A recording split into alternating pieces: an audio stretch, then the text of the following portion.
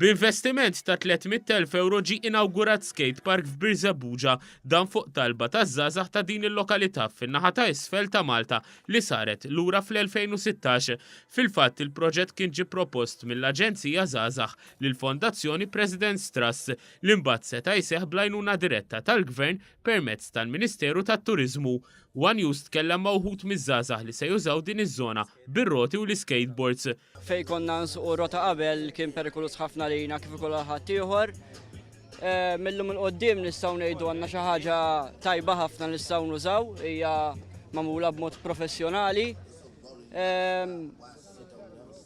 Tħobbu dal-isport? ħafna. U kif hekk beħsiebek tibda tiġi ta' kuljum hawnhekk tagħmel użu minnu? Meta jkolli ċans dejjem niġi. U qegħdin ħafna ħbiebek li tiġu tippratikaw dal-isport? Aha. L-inawgurazzjoni saret mill-President ta' Malta Mary Louise Colero Preca li esprimiet is-sodisfazzjon tagħha l-fatt li l-partijiet interessati kollha, inkluż in-negozji tal-madwar, ingħaqdu sabiex seta' jseħħ dan il-proġett.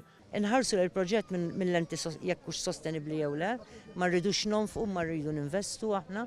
Involvejna mill-ewwel l-żgħażagħ, ġifieri dan mhux biċċa xogħol infrastrutturali, mhux dak l-iskop. L-iskop li l-infrastruttura tenna biex niżviluppaw ħafna aktar il-parteċipazzjoni taż-żgħażagħ. Mill-Ministru għat-Turiżmu Konrad Mizzi qal kif dan hu parti mill-proġett ta' riġenerazzjoni ta' Birzebbuġa u ħabbar kif għaddejjin diskussjonijiet sabiex f'Birzebbuġa jiġi introdott il-kunċett ta' Safe City fejn jiġu installati kameras madwar il-lokalità għal iżjed sigurtà. Qal ukoll intlaħaq ftehim ma' tmexxija tal-Port Ħieles għall-użu tal-krejnijiet.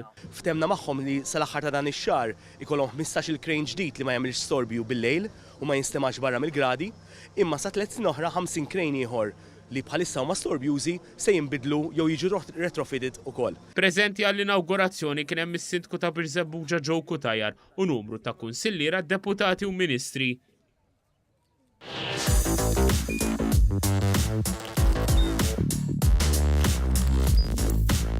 Idħol fuq one.com.mt u hemmhekk tista' tara l-programmi kollha li jxandru fuq One permezz ta' One Play.